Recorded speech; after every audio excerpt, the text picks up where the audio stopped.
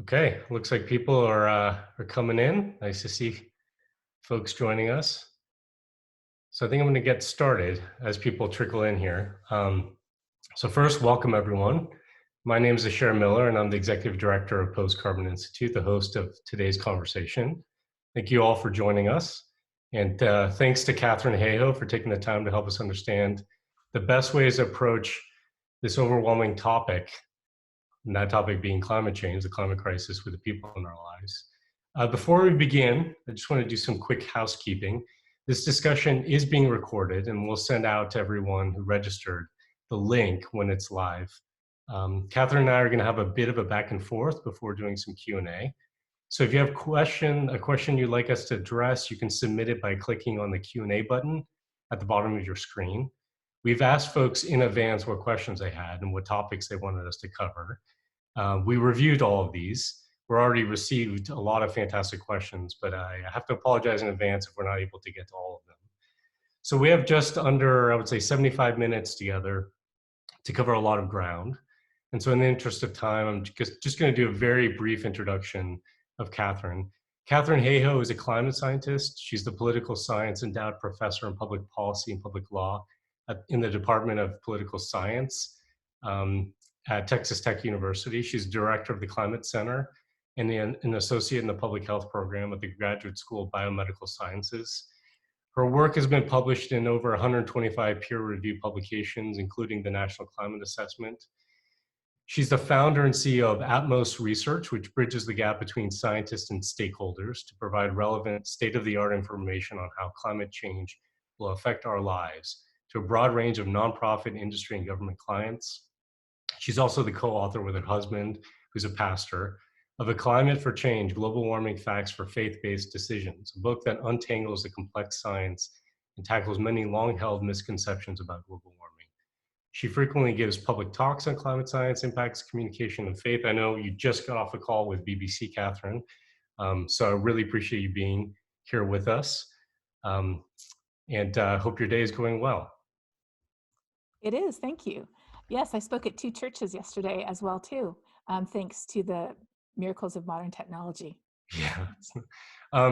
So without further ado, I'm going to assume that the vast majority of our audience is already convinced that we face a climate crisis, and they're generally familiar with the science. But since it's rare to have the opportunity to hear directly from the scientist's mouth, as it were, I'd like to just start by asking you to share where you see us standing right now with the climate science.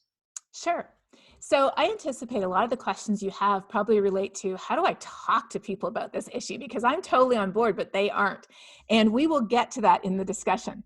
But since I am a climate scientist, what I wanted to do is, first of all, just give you kind of an update on the climate science. And I want to focus on 3 things. First of all, what we've known for over 100 years, because often people are surprised to realize that we've known so much, really enough, for over 100 years. Number 2, what do we know most recently? And I'll highlight some of the results from the National Climate Assessment there. It's a 2,000-page document, but don't worry, we'll get through it in just a few minutes. And then I want to end with talking about what are we just starting to realize? And that's where we can talk a little bit more about how we humans interact with information. All right, let me share my screen with you and we will start. Here we go. Okay, so first of all, what have we known for a long time? Well, in the 1820s was when Joseph Fourier realized that our planet should really be a frozen ball of ice. And the reason it wasn't is because we have an incredible natural blanket of heat-trapping gases that keeps us over 30 degrees Celsius or over 60 degrees Fahrenheit warmer than we should be otherwise. By the 1850s, John Tyndall, an Irish physicist from Galway, actually identified which gases those are: water vapor, carbon dioxide, and methane. You're probably thinking I was told there'd be no chemistry. Don't worry, this is the only chemistry we're going to get, and there's no pop quiz on which molecules are which. On the other side of the ocean at the same time, there was an amazing woman called Eunice Foote, who was an amateur scientist, but she had had a very good education at a girls' school that had one of the only chemistry labs in the world in a girls' school at the time. And so she ran an experiment in the 1850s and published it in the American Association for the Advancement of Science's annual proceedings, showing that if carbon dioxide were higher at any point in time, our planet would be warmer. 1856, this was published. And at the same time, Tyndall was also studying human activities. He actually realized in the 1850s that digging up and burning coal was producing methane from digging it up and CO2 from burning it. We know that that's why the Earth is warming, but today, even though we have so much data, we didn't need that much to conclude that. 1938 was when a British engineer called Guy Callendar published a paper showing, with the data that he had by then, that the planet was indeed warming as a result of burning fossil fuels. Isn't that amazing? And today, we know that the future is in our hands. Our carbon choices will determine whether we reduce and eventually eliminate our carbon emissions and can adapt to the change that follows, or if we continue to depend on fossil fuels, it's our civilization that is at risk. But did you know that the very first climate model was calculated by hand in the 1890s? Svante Arrhenius was a Nobel Prize-winning chemist who, in his free time, this is what we scientists do for fun, in his free time, he actually calculated how much the world would warm if we doubled or tripled levels of CO2 in the atmosphere. And his numbers were incredibly close to what our most powerful supercomputers give us today. And one little piece of trivia, he is, I believe, Greta Thunberg's third cousin 5 times removed. Not a great-grandfather or anything, but still a distant relative. So we've known for more than 100 years that trace gases in the atmosphere, carbon dioxide, methane, and more, are a thermostat of our planet. By digging up and burning coal and gas and oil, we're producing more of them. That's why the planet is warming, and the future is in our hands. 100 years. All right, so what do we know more of now then, you might say? This headline comes from a report called What We Know, which is a great little report that summarizes all of that. We know that wherever we live, we are already at risk from billion-dollar weather and climate disasters, no matter where we live. But we also know that climate change is loading the weather dice against us. If you live in Texas, you already have 3 6s on your dice. But as the planet warms, another and another and another of those numbers is being replaced with a 6 or even a 7. So what's happening? Well, we're seeing that our heat wave season has already gone from 3 weeks to 10 weeks in the year since the 1960s till now. Our heavy precipitation has increased across the country. We know that our climate models tend to underestimate the observed trends, which is not good news. We know that the atmospheric rivers that pound the West Coast are getting more frequent and more severe. They lead to heavy rainfall, landslides, flooding, and more. We know that hurricanes are not getting more frequent, but they are getting bigger and stronger and slower with a lot more rainfall associated with them. With Hurricane Harvey, for example, we know that almost 40% of the rain that fell during Hurricane Harvey would not have happened if the same hurricane had occurred 100 years ago. So what we have a handle on now is to what extent human-induced climate change is amplifying or exacerbating natural weather disasters. We know that sunny day flooding due to sea level rise has increased in some small towns along the East Coast by a factor of 10 or more since the 1960s. We know that we already have climate refugees in the United States. Native American tribes in Louisiana and Alaska are having to abandon their lands and their homes as permafrost thaws, as erosion crumbles the coastline, and as sea level rises.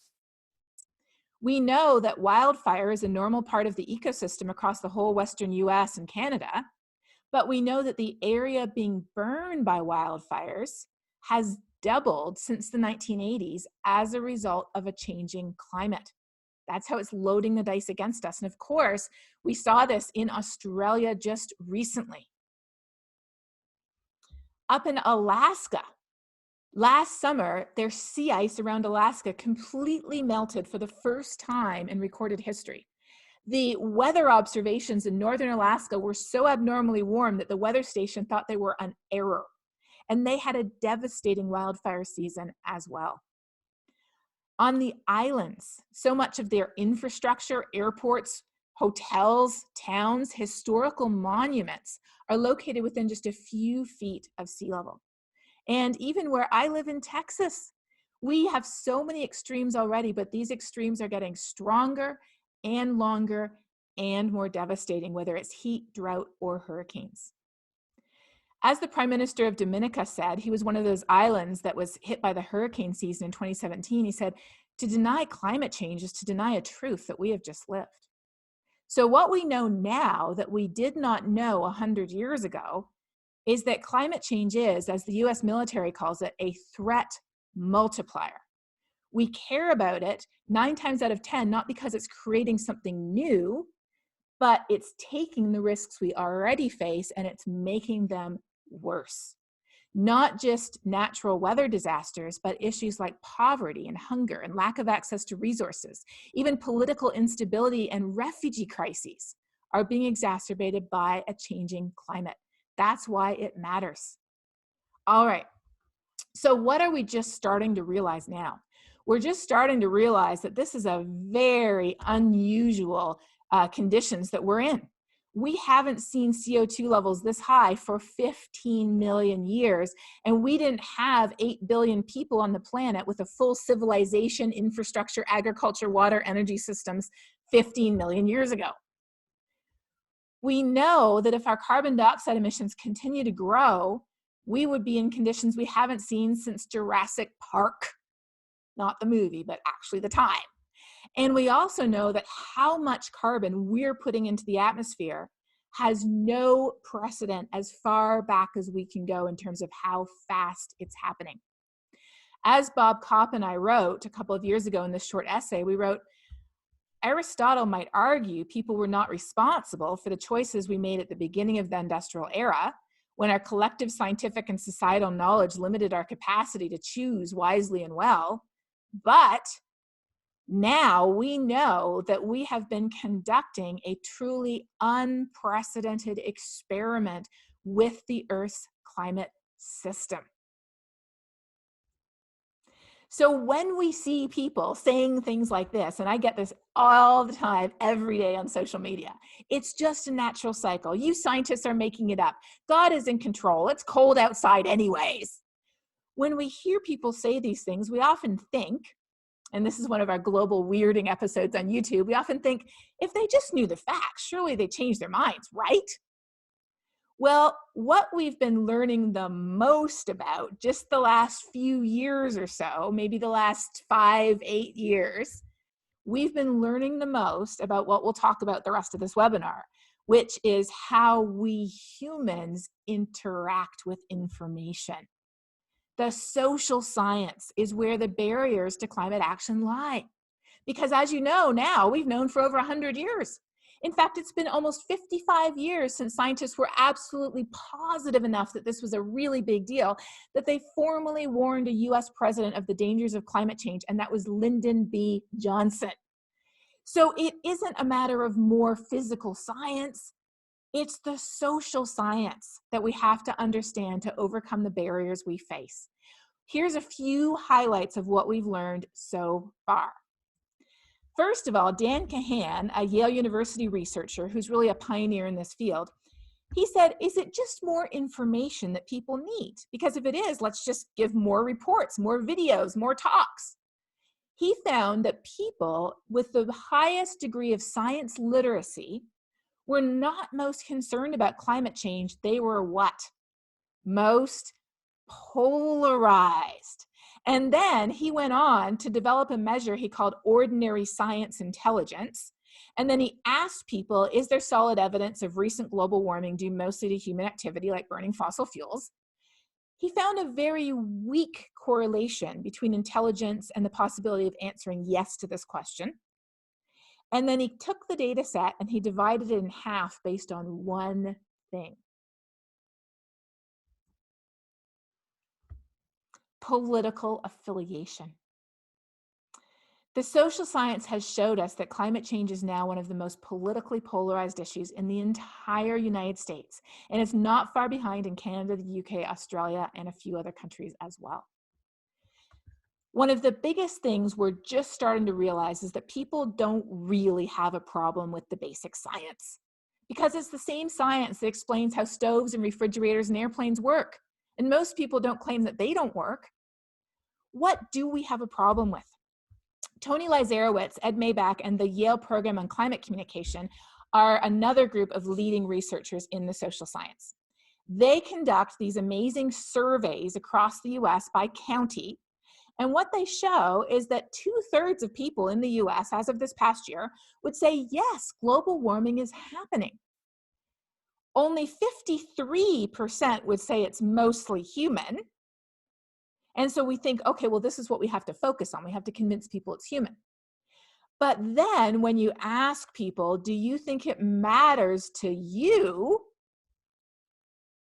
dark blue, and the kicker, do you ever talk about it? No.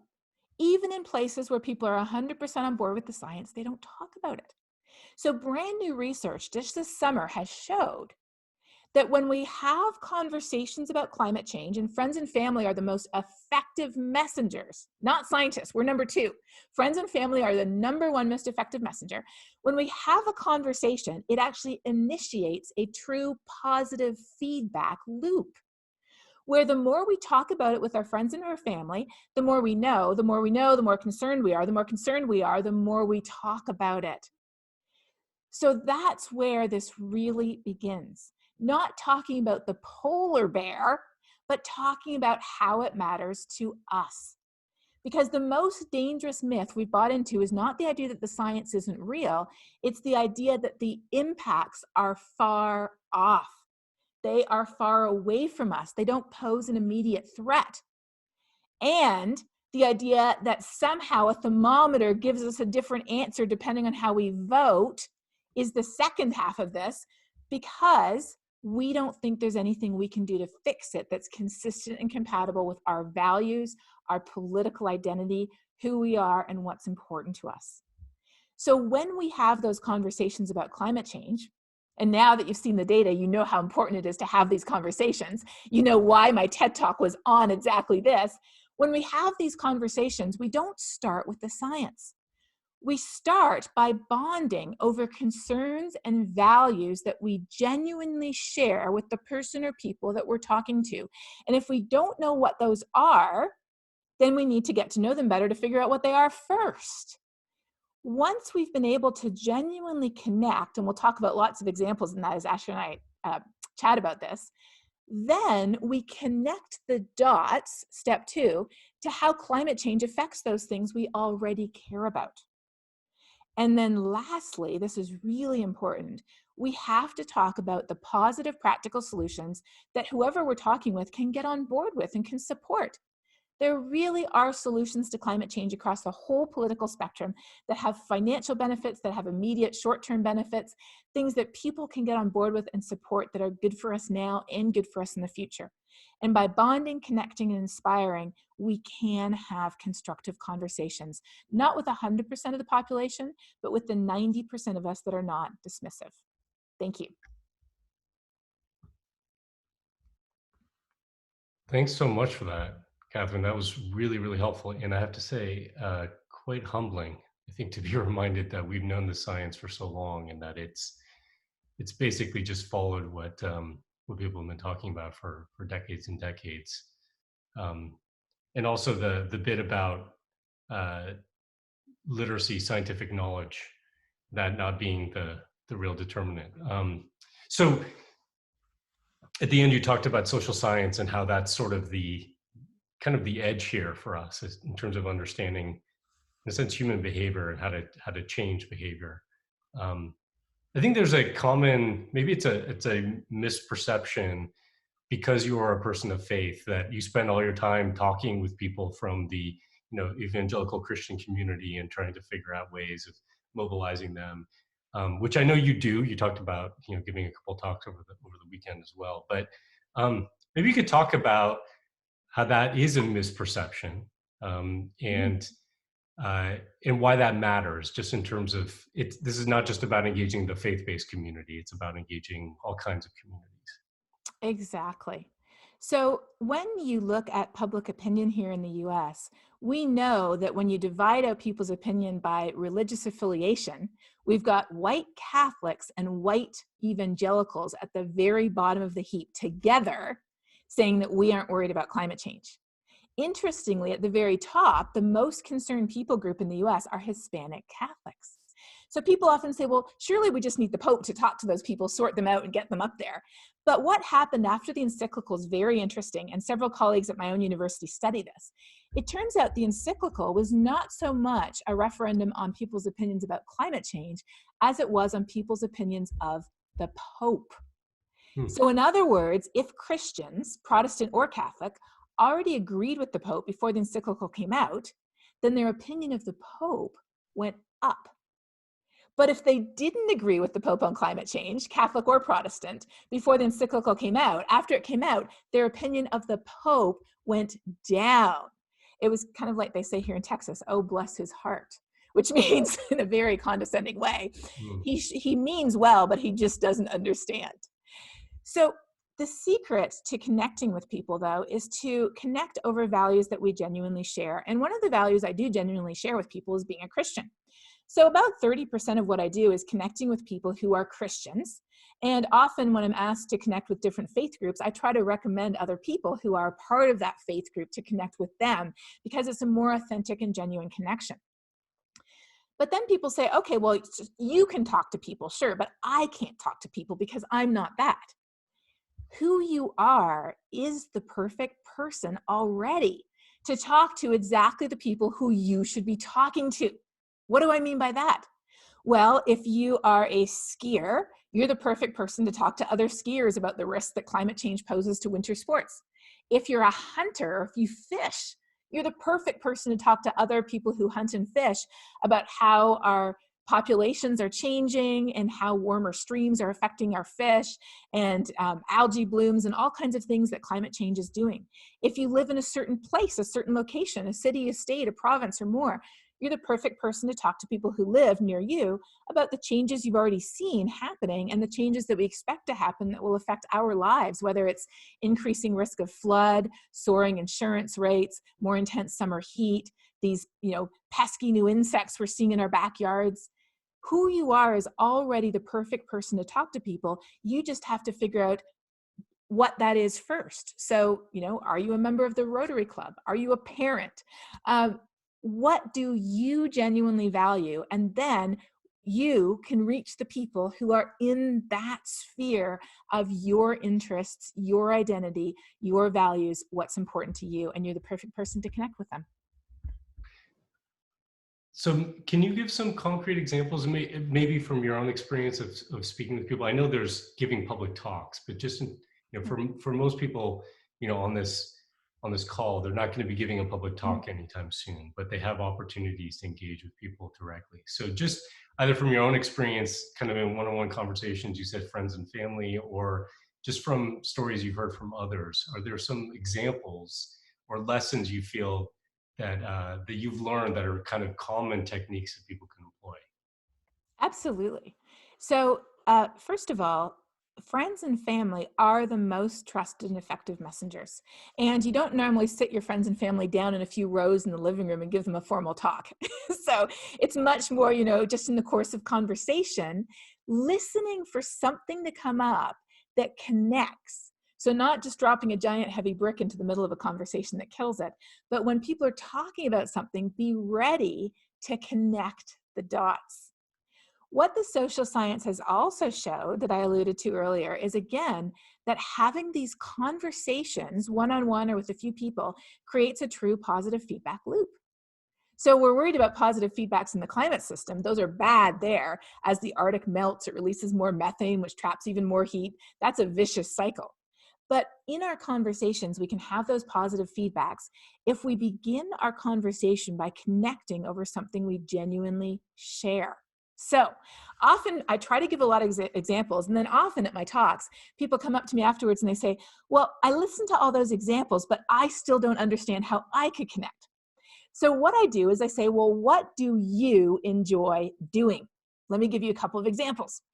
So a NASA postdoc came up to me after a talk a few months ago.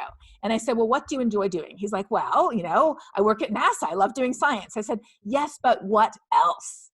And he had to think about it for a bit. And he said, well, I really enjoy cooking. In fact, I cook with my friends. That's something we do. We get together and we cook together. I said, well, perfect.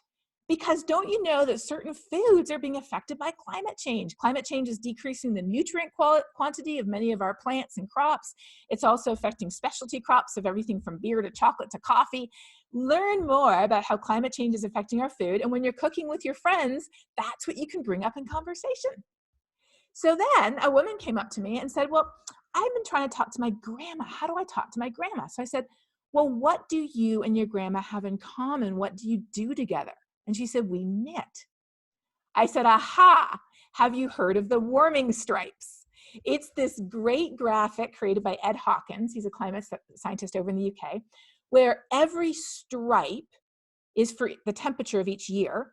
And it's blue if it's like colder than average that year. It's white if it's average. It's red if it's warmer. And as you go through time, you can see it goes from blue to white to red. So you can see that in a certain place, it's getting a lot warmer. People have taken these warming stripes and they've turned them into dresses and leggings and flip-flops, but they've also turned them into knitting patterns. So why don't you get the knitting pattern for the state where your grandmother grew up, and you can knit this warming stripe scarf together and ask her about her life as you go along. I'm not a Rotarian, but in my TED Talk, I talk about the first time I was invited to speak to the Rotary Club. And I don't speak somewhere unless I can figure out how I could identify or connect with people. So typically, if I'm asked to speak around here where I live in Texas, I will go speak because I can connect over what's happening in Texas. If I can't figure out a way to connect, I don't. I recommend somebody else. Like, I'm not a hunter, for example. So if I'm asked to go speak to a hunting group in Wisconsin, I would say, no, let me find you somebody else. But I went to speak to the Rotary Club here in West Texas, and I had created a presentation that talks all about what's happening here in Texas, how we have the craziest weather here in Texas, how we have more billion-dollar weather and climate disasters in Texas than any other state, but how they're getting worse. And as I walked in, and those of you who are Rotarians will laugh, but I didn't know this. As I walked in, there was this 4-foot banner in the lobby that just hit me right in the eyes. It was this thing called the 4-way test. Is it the truth? Is it beneficial to all? Would it build goodwill and better friendships? And I thought to myself, this is climate change. It is the truth. It is absolutely not fair at all. It would build better relationships and better friendships if we addressed it. So I took my presentation and I rearranged it into the 4-way test. And as I started to give that presentation, I could see the impact it was having on the body language of the people. When I started, most of the people were kind of like this, leaning back a little bit, giving side eye to the woman who'd invited me. But as I started to talk about the 4-way test, the arms uncrossed, the bodies leaned forward, the head started to nod. And at the end, I will never forget, this man came up to me, a local business owner, with the most bemused look on his face. And he said, I never thought too much of this whole global warming thing, which is the polite Texas way of saying I thought it was a load of crap, but it passed the 4-way test. What can I do? So the whole point is figure out how you can connect with people. And let me end with one more story that Asher, you brought up earlier. And that is that I had a conversation a little while ago with a fellow scientist who came up to me after my talk. And he said, I've really been trying to reach out to churches in our area. I feel very convinced that engaging churches is a big part of the solution. I know that you do it so effectively. I've been trying so hard to reach my local churches, but I can't get my foot in the door. What do you suggest? So I said, well, I would suggest starting with the church you attend or the type of denomination that's most close to what you believe. So, where do you go to church? He said, I'm an atheist. So I said, stop. Just stop then. You are not the right person to be connecting specifically with a church. You could connect with them over a shared sense of place. You both live in the same place, but you are not the right person. Somebody else is. It's not you. So I said, but you, who you are, is already the perfect person to reach certain people. Let's figure out who those people are. So I said, well, what do you enjoy doing? And he gave the answer every scientist gives. I like doing science. And I said, well, what do you like talking about? I like talking about science. I said, okay, well, do you do anything? I said, do you hike? Do you bird? Do you have children? Do you? And I went through a whole list, and he said, no, no, no, no. And then finally he said, well, I do dive. And I said, aha, you dive. And he said, yes, actually, I hold the record for a number of very deep dives. And he, started to get very enthusiastic about all the diving he does. And I said, well, climate change is affecting the oceans. It's affecting marine ecosystems. It's affecting coral reefs. It's affecting the nurseries of the ocean. Why don't you reach out to PADI certification programs and dive programs in your area and offer free information and training on climate change and how it's affecting the ocean? You could train an army of ocean advocates for climate change. So it isn't a case of saying, I want to do what you're doing. It's a case of saying, who can I reach most effectively, being exactly the person that I am? That's really helpful. I can imagine it'd be really useful for folks to actually sit down and even make a list of their interests and the different kinds of communities that they belong to. And then Yeah, think about, as you mentioned with a person who likes to cook, think about, well, what's the connection between that thing and climate change? And because we understand that this is a systemic threat, there's gonna be a connection somewhere that you can make pretty easily, right? exactly. Even if it's just sense of place. So actually, if you don't mind, Asha, let's just do Yeah. this.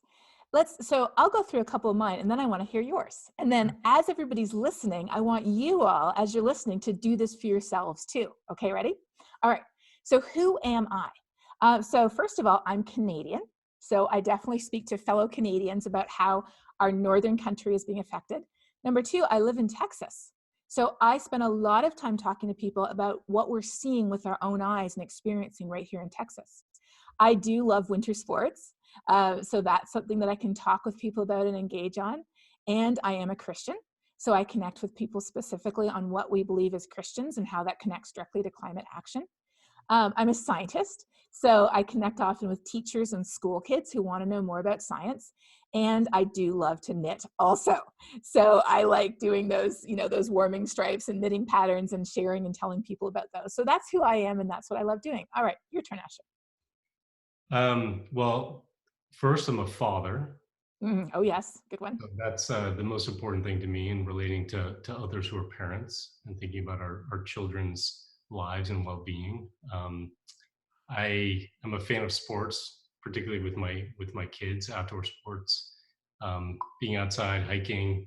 I'm also Jewish, and Oh, while I'm not particularly religious, there is there's a deep uh, kind of principle in Judaism called Tikkun Olam, which is repairing the world. So there's this idea that our role on this earth is to repair the world, is in a sense almost to heal God, and uh, and that's something I've actually been meaning to try to engage with the Jewish community more about, because it's something that I think a lot of Jews uh, try to apply to human crises and human conditions, but not necessarily connecting that to climate change. see, you gave me the shivers when you said that. I mean, it's so real and it's so genuine. And hopefully you all felt that too. When we're connecting over something that is really real and part of us, our love for our children, our cultural traditions, the most deeply rooted values that we base our life on, our conversations are very different when they start in a place like that, as opposed to what the president did or didn't say about climate change today. Yeah. So you mentioned earlier that one of the big barriers here is, one, the people aren't talking enough about climate change, Mhm. right? That's a major barrier. And we've been talking about how to engage people in our own lives around that. The other you said was that for many people, even if they accept the climate science, Mhm. and even if they accept that it's anthropogenic, it's human caused, they see it as something far away, geographically or temporally, right? Mhm. And so it's really important to bring it to the present and to where they are. So maybe you could just talk a little bit more about that, like how, so for me as a parent, right, I could easily just spend my time talking about the world my kids are going to inherit or my grandkids. But do you feel like it's more effective to talk about changes that we're seeing right now and impacts that are near term? I do, because what the social science has showed is that by talking specifically about things that are happening in places that are close to us as opposed to far away, it actually decreases our sense of psychological distance. So they've even conducted studies where they talked about how climate change affects the same thing in Indonesia versus in the United States. And they showed that after people read an article about it affecting people in the US, that was where they felt that it was more imminent and more relevant. And I think bringing our personal experience into it is very powerful, telling stories of things that we've already seen. So it isn't only the geographic distance, it's the temporal distance too that we have to address. And there certainly is a huge difference in the future depending on the choices we make. But if we're actually trying to address the more prominent issue, the fact that we don't even think it's a big deal, then talking about what's happening today is really important. So for example, I think it opens a lot of eyes when people learn that we have been losing an average of $5 billion a year in crop losses around the world since the 1980s already due to climate change. And the fact that the economic gap between the richest and poorest countries in the world has already increased by 25% since the 1960s due to climate change. There's some really horrifying statistics of what's already happened that people don't realize often until we talk about it. Even the fact that I shared that the heat wave season in the US has gone from 3 weeks a year to 10 weeks a year from the 1960s to now, that's very powerful. And in many senses, much more powerful than saying that what's going to happen in the next 60 years from now. Do you feel like, because we're already seeing the impacts of climate change, has that in your view actually changed people's perception? Because whether it was because somebody brought it up to them or they've seen in the news or experienced in their community some kind of climate event, has that been a quote unquote positive, indicator of people sort of getting it? I think it absolutely has. As you saw from that map that I just shared, 2/3 of people in the United States now would say that climate is changing. And that is a big difference from, say, 10 years ago. Just anecdotally, I was standing in line at Sunday school to pick up my son, for example.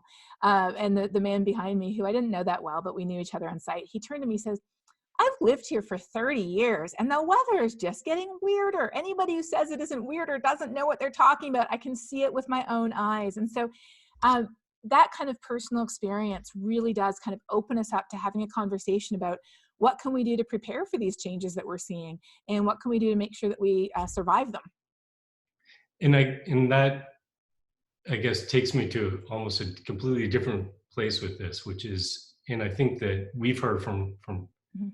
uh, from folks who follow PCI and connect with us that um, there's almost people flipping to another end, right? Which is that they recognize now that the climate crisis is here. It's become more of an acute issue and concern for them.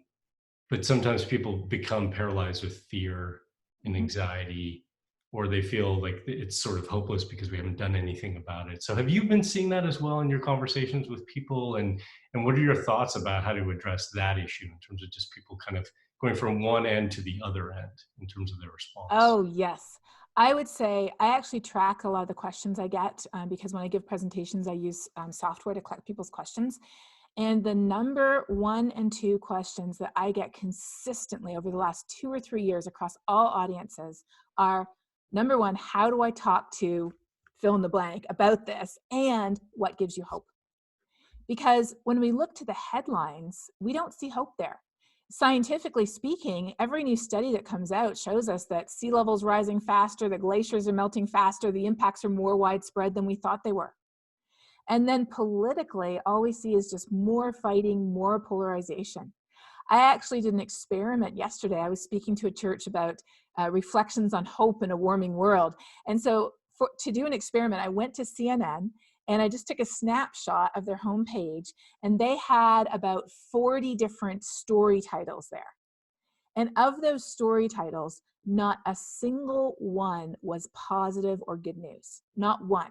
A few of them were neutral, just reporting on the primaries, but the majority of them, 2/3 of them, were actually negative. So hope does not come from the science, the news, or the politics. And hope is not a passive emotion. If we just wait for it to show up, it's not going to, because we are constantly bombarded with negative news. News that makes us angry, that makes us frustrated, that makes us afraid, that makes us click. We click out of fear or frustration or anger. But hope is there. It really is. And so I've actually turned this around and I've asked people as I give presentations, what gives you hope? And I have some answers. First of all, the biggest thing that gives us hope is when we act and we see other people acting. So going out and looking for information on people acting, following people who act, looking at things like the Good News Network and Clean Technica and different websites that talk about advances in clean energy and in people doing good things and being good people. Doing things ourselves and seeing other people do them gives us hope. What also gives us hope, the number one answer on that poll I did, I think I sampled about 700 or 800 people across the US, Canada, and the UK. The number one answer was the next generation, but not in the sense that we hope they will save us.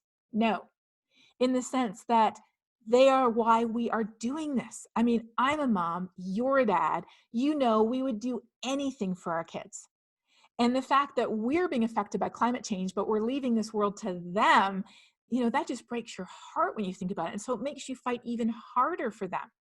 And of course, we're being shown up by the kids, you know, the Fridays for Future strikes, the children's lawsuit, the kids inventing algae biofuel and winning science fairs. I mean, the kids are doing amazing things, but we are fighting for the next generation. There was a movie called Children of Men about 10 years ago or more. Clive Owen was in it. And it was about a world where, I think due to pollution or something like that, people couldn't have children anymore. That was the most hopeless world you could ever imagine, because there was no hope of continuing. So children give us hope, and then also finding out what other people are doing gives us hope. Whether it's Microsoft deciding to not only be carbon neutral, but carbon negative, taking all the carbon out of the atmosphere that they produced since the 1970s, that's pretty hopeful. Whether it's the fact that there's a climate leadership council of conservative Republicans that are advocating for a price on carbon that would refund $2,000 to people in their taxes, the average household, that's pretty encouraging. The fact that there's 15 countries that have a deadline for outlawing internal combustion car sales. Some of them are countries like India and China. Some of them are like Norway and Sweden. The fact that there's individual people doing things, even here in Texas. 20% of our electricity comes from clean energy sources. We have the first carbon neutral airport in North America in Texas. We have the biggest army base in North America, no surprise, in Texas, but it's powered by wind and solar energy already. So these types of stories give us hope. And then when we engage ourselves through talking about it, through joining an organization that shares our values and amplifies our voices, and through advocating for change at all levels, that gives us hope too. The hope is there, but we have to go out and look for it. It will not find us. That's great. That actually transitions me to ask a question that we got submitted from someone, which is,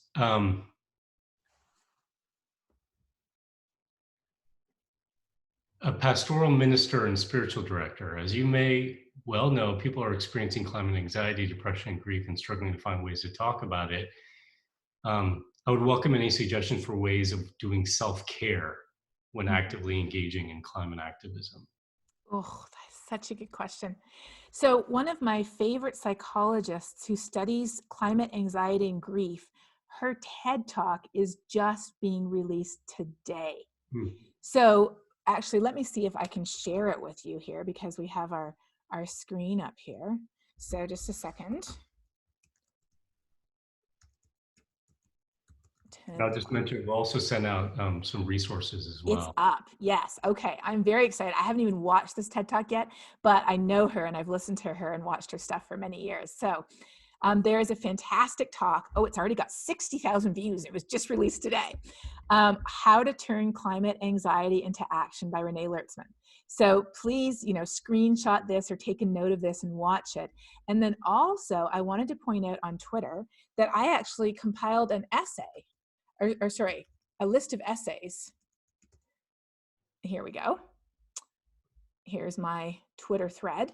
I said 2019 was remarkable for the sheer number of gut-wrenchingly honest, emotional, and just plain real essays from climate scientists, activists, and people who are struggling with hope and fear in our personal response to a rapidly warming world. Here are a few of my favorites. So if you would also like to check these out, how many essays do I have here on this list? I think I have 10 essays on this list that really kind of dig into this issue, which is a very important issue. Because here's the thing, first of all, it's so urgent that we feel like, how can I say no? It's just one more thing I need to do, one more conversation I need to have, one more thing I need to write, one more talk I need to give. But we have to set boundaries and limits on ourselves because we are human. And what really gives me strength is the idea, and this comes from my faith, the idea that the outcome is not up to me. We are not trying to control people. We're not trying to manage a bunch of puppets. All we are called to do, as this is what we believe as Christians, is walk in the good works that have already been prepared for us in advance. But I think as humans in general, all we are called to do is do what we can. It is not up to us to try to control people or even control the outcomes of what we do. It is up to us to do what we can, recognizing we are in this for the long haul. And if we burn ourselves out, we are not going to be there for people a year or two in the future. So I actually just spent yesterday, my Sunday evening, laying out my boundaries for next year and rethinking very carefully, what do I do and what's the best way for me to spend my time where I can reach the most people? And one of the things I realized is I respond to a lot of people via questions via email, but it can take up to 1 or even 2 days a week to try to respond to all those questions when I'm able. So I decided I'm not going to respond to individual questions anymore. But what I'm going to do is once a month, I'm going to have a live YouTube and Facebook feed where I'm just going to take all the questions. I'm going to pile up the ones that come via email. I'm going to take some live questions like we are now. Once a month, I'm going to do that. And that's the best use of my time to answer questions. And it'll actually free up about 8 hours a week. So really being careful and being smart with how we spend our time is very important because our time is the most non-renewable resource we have. Our carbon is the most second non-renewable resource that we have. So being super smart with our time and with our carbon is essential. But in doing so, when we communicate with people, I think it's absolutely imperative to communicate hope. In fact, a well-known writer and thinker about climate change recently confessed on Twitter that he was speaking to a group of kids at a school, and he said, I couldn't tell them a single hopeful thing. I couldn't. All I could tell them is how bad it is. And I thought to myself, I'm not sure if you should be talking to people then, because fear paralyzes us. Fear gives us a shot of adrenaline to outrun the bear, but after that, it just makes us want to shut down. We can't maintain fear long-term, and that's what Renee Lertzman talks about. Fear and anxiety cannot be maintained long-term. So what we have to do, as she says, is talk about it, bring it out. Don't let it fester inside. Acknowledge that fear, acknowledge the negative emotions we're feeling, but then turn that to say, what can we do? Because by doing and acting, our emotions follow along behind. And so making a conscious decision to seek hopeful information, to share hopeful information, and to generate hope by acting ourselves, that's how we actually do get true, meaningful, positive hope. Not just by shutting our eyes and saying everything's going to be okay, because it won't be. It won't be unless we do something about it. And to do something about it, we need hope.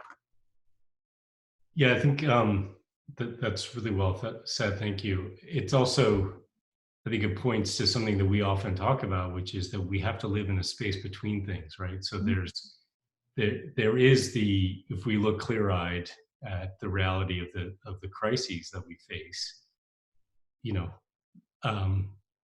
cause for alarm, right?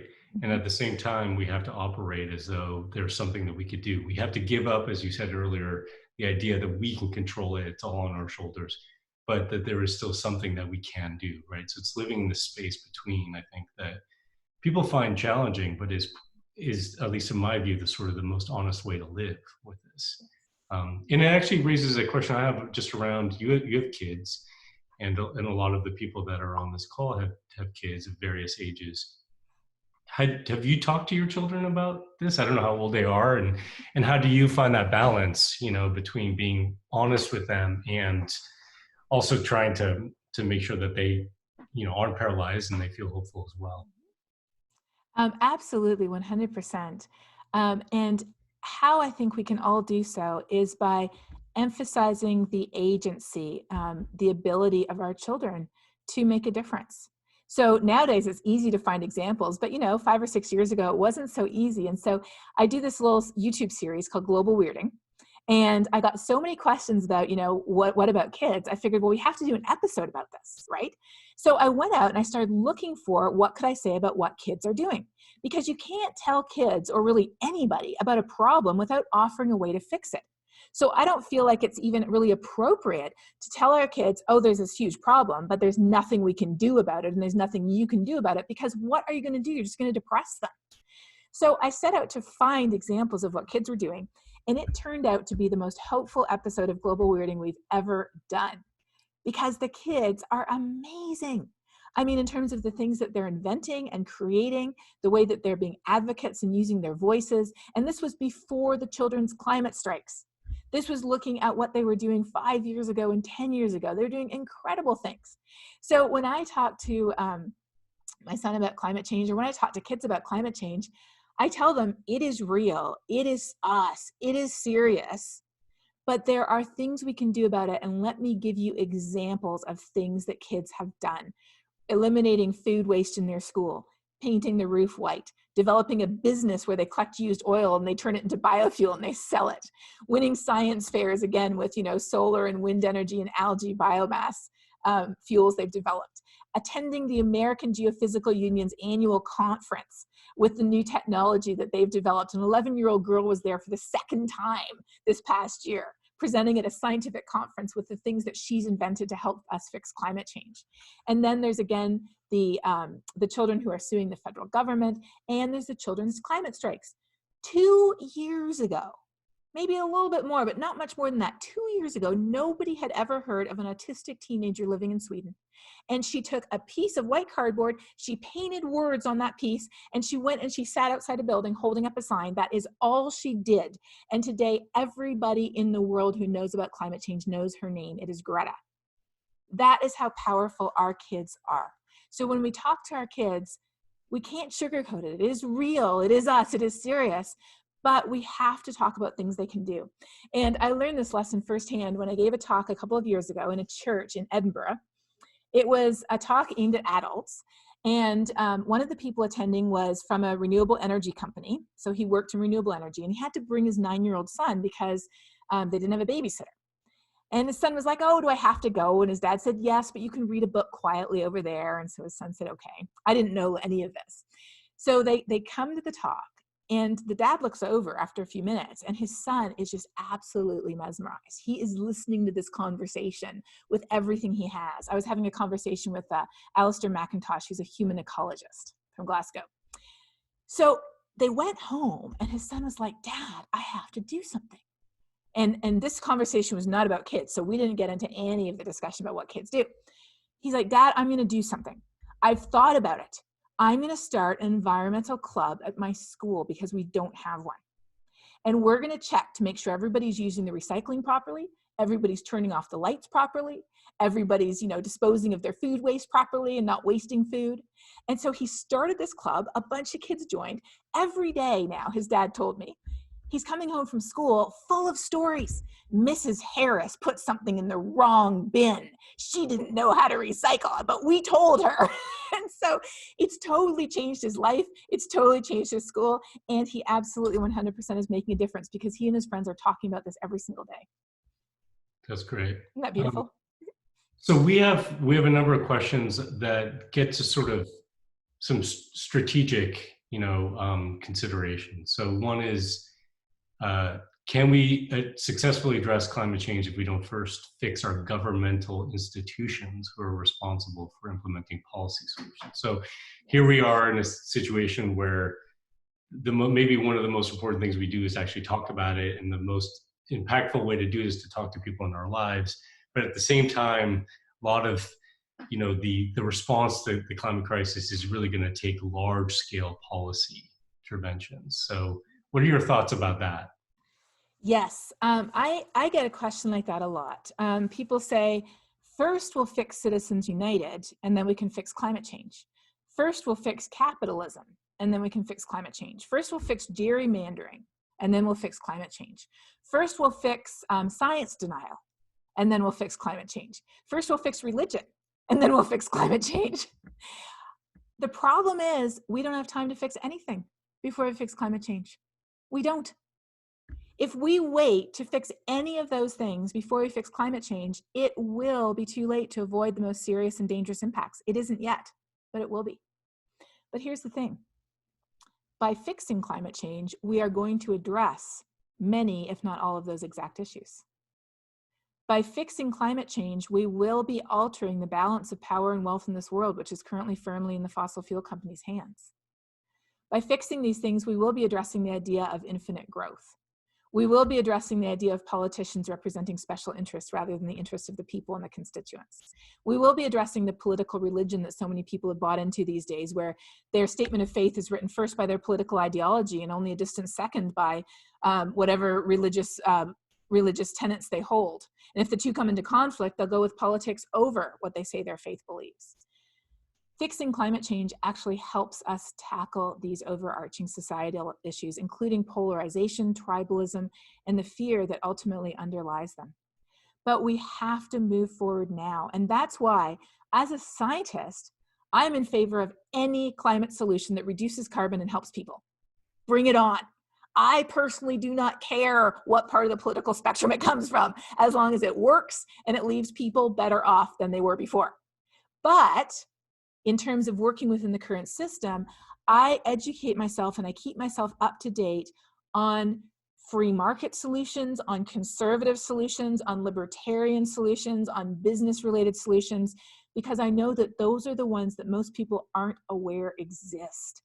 And if we could put a price on carbon, for example, using a free market with the flawed system we have today, that price on carbon could kickstart all types of innovations and changes that would start to shift the balance of power and wealth, that would then shift our political system, that would then shift the whole idea of, endless growth and capitalism, that would end up with a very different world in 50 years than we have today. But saying, let's do this first is no longer an option. Yeah, and so I guess two thoughts on that. One is, we hear sometimes from people that when we're trying to engage maybe more conservative parts of the country, let's say, right? Don't lead with climate. Don't talk about climate. Talk about other things that would be beneficial to address climate, but lead with something else. But what I'm hearing from you, and correct me if I'm wrong, is that no, we need to talk about climate, and climate could actually be a unifying force that addresses these other issues. Is that a fair statement, or how would you phrase it? No, not exactly. What I'm saying is fix climate, and it will address all of these other issues. But depending on who we're talking to, it can be very effective not to mention climate change. I give entire talks, depending on my audience, where I never mention the word climate and change in sequence. And it's so interesting because the first time I did that, and the reason why I do that is because climate change is now the most politically polarized issue in the US. Those words, climate change, literally the words. I first tried it out at a group of water managers here in Texas, which is a very conservative group of people. But they do know that the data is the data. They monitor the data. They know it's getting hotter and drier and precipitation's getting more variable. So that's why they asked me to speak. So I gave a whole presentation where I talked about historical trends, variability, future projections, even using climate model projections for the future. I gave a whole talk without mentioning the words climate and change in sequence. And at the end of it, I will never forget, this woman came running up to me and she grabbed my hand and she shook it like this. And she's like, that was great. I agree with everything you said. Those people who talk about global warming, I don't agree with them at all. But this makes sense. So what was I talking about? I was talking about climate change, but I was talking about resilience. I was talking about understanding what was happening. I was talking about things that we can do to make sure our water systems are prepared. And she was 100% on board with it. Frankly, I don't care what she calls it. She can call it Fruit Loops for all I care. The point is, getting people on board with the solutions is the most important thing we can do, whether that's energy resilience, whether that's energy independence, whether that's national security, whether it's growing the local economy, whether it's, the fact that China is beating the US at the new clean energy economy, so let's catch up with them. Whatever it is that connects directly with the values people have with the goal of fixing climate change, being the subtext to it rather than the lead, that's the most effective way, I think, to move forward. Because frankly, when it comes to solutions, I don't care why people are on board with solutions. So I was visiting a farmer a little while ago around here, who a lot of farmers here who farm cotton, they also have oil wells on their property, and it provides extra income. So I was visiting with this farmer, and I noticed that his neighbor had wind turbines up to the border of their property, but he didn't have any wind turbines. He had a couple of pretty old looking oil wells. So after we chatted for a while and got to know each other, I gathered up my courage and I said, I noticed that your neighbor has wind turbines. And I knew that this farmer was not on board with the idea that, climate is changing and humans are responsible. We'd already established that. I said, I noticed your neighbor has wind turbines. Is there a reason that you don't? And I figured I was going to hear stuff about, wind turbine syndrome or killing the birds or, whatever. He said, yes, there is. And I said, what is it? And he said, I've been on the list for 2 years. I've been waiting for my wind turbines. My neighbor got on the list and he didn't even tell me, and I've been waiting for them to show up. And I said, well, I noticed you do have a few oil wells. And he's like, yeah, but those guys are driving in and off my land all the time, making a mess of my roads. The wind turbine guys, they set them up and they push the button from Florida. You never see them again. I don't care what that man thinks about climate change. He is the best advocate for clean energy in his county. That's interesting. Yeah. So if I would kind of rephrase what I'd said before, it would be understand your audience and what the values they have. Engage with people that you know and share those values, so you can speak authentically to them. Think about how to relay climate to those values and concerns, but you don't necessarily have to make it a specific, explicit climate discussion. Is that fair? 100%, yes. Great.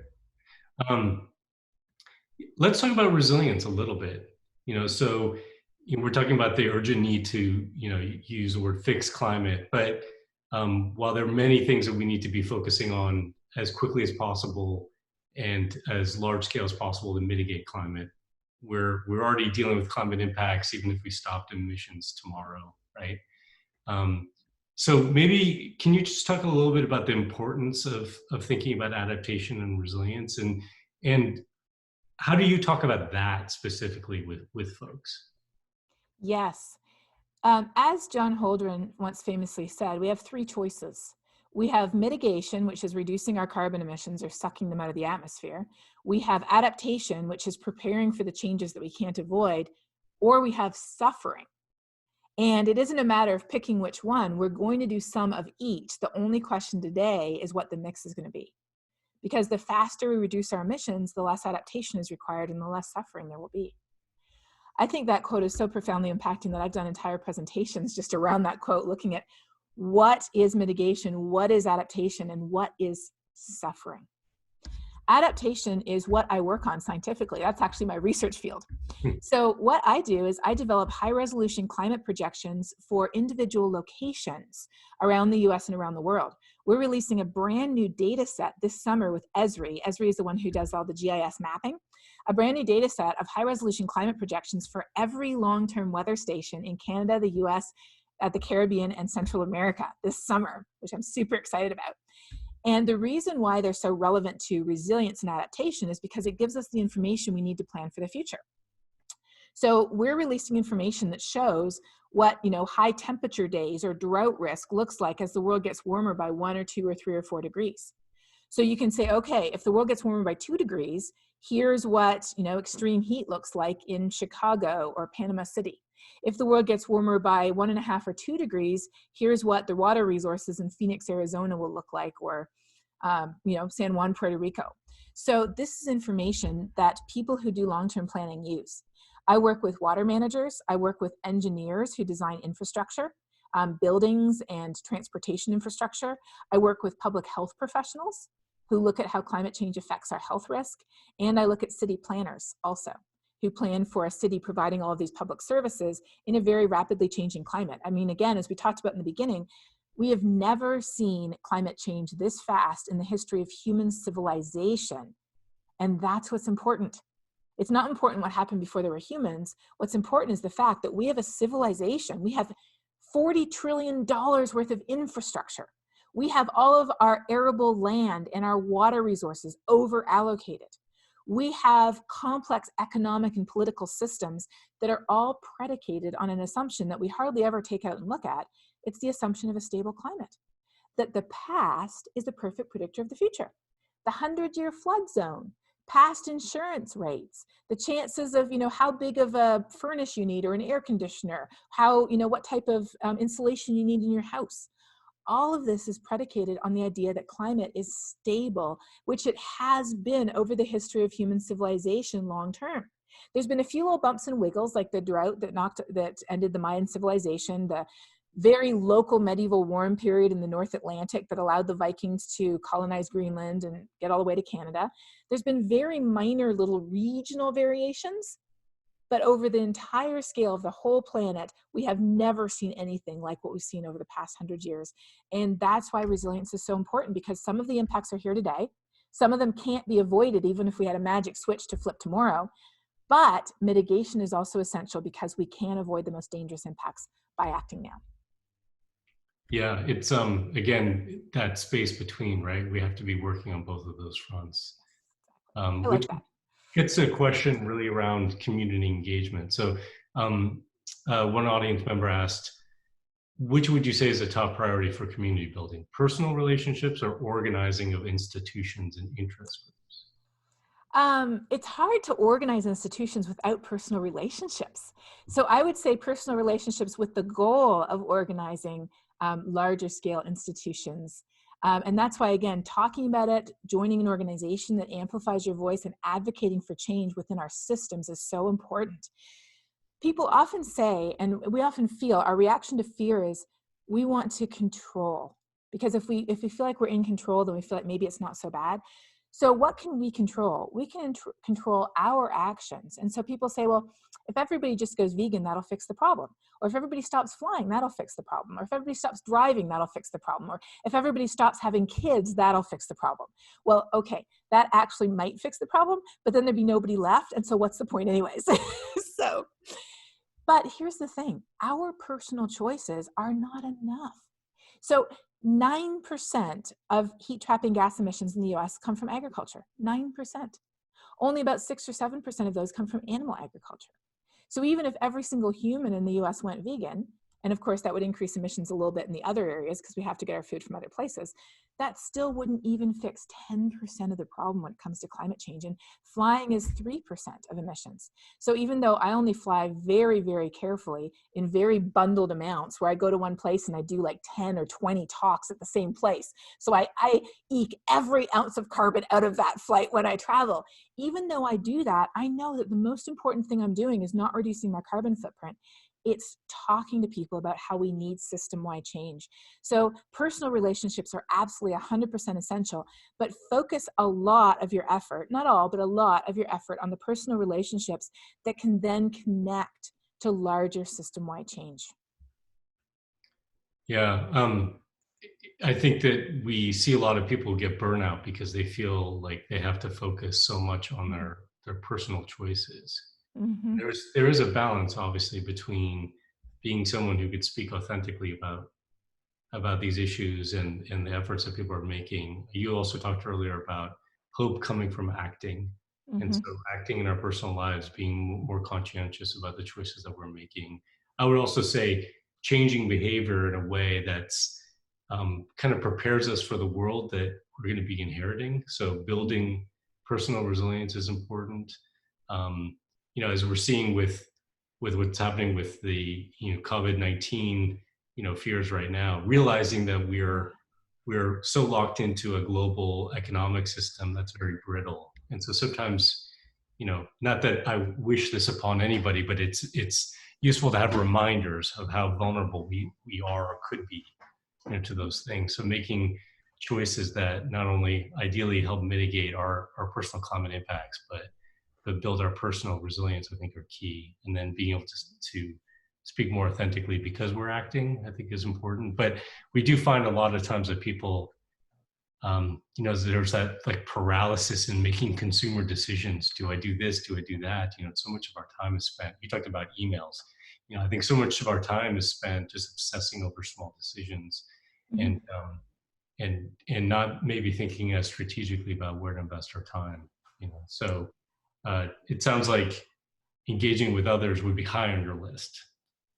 It definitely is. And so, for example, I've calculated the carbon footprint of a flight I take to give a talk. If 8 or 10 people who listen to me talk, if I went to Alaska, for example, all the way to Alaska, if 8 or 10 people reduce their carbon footprint 10% as a result, that would actually offset my emissions. So often I want to bring up a word we haven't brought up yet, and I know we just have a couple more minutes left, and that word is guilt. Because when we're conscious of this problem and we're conscious of our own contribution to it, we all contribute to this, especially in rich countries. 10% of the world's richest people are responsible for 50% of emissions. So we all contribute to it, and our natural reaction is guilt. Now, don't get me wrong. I think we absolutely should, not just talk the talk, but walk the walk. If I was flying around in a private jet to go give a talk here and then go to like a yoga retreat in Bali the next week, that would be a little anachronistic with the message that I was talking at. But the reality is that 100 companies are responsible for about 70% of carbon emissions since the beginning of the industrial era, and they want to tell us it's our fault.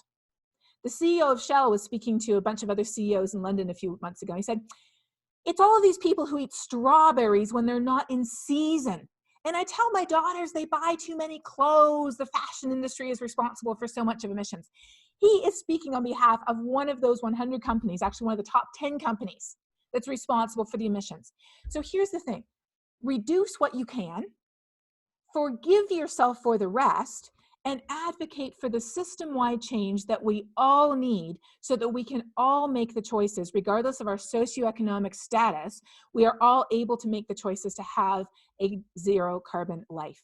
That is why I think that spending the fossil fuels to actually go talk to people about this is actually extremely worthwhile way to spend that non-renewable resource. So again, do what you can, forgive yourself for the rest. I once had somebody tell me, every time you turn on your car, you're sinning.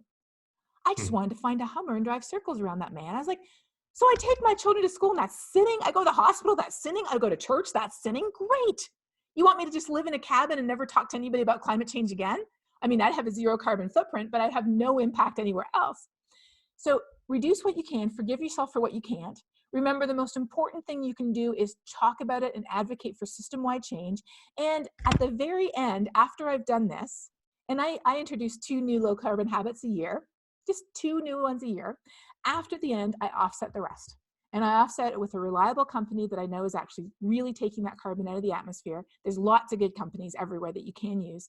But their motto too is reduce what you can first and then offset the rest at the end. And together we can ultimately achieve system-wide change. That is our goal. Our goal is not a zero carbon footprint for ourselves.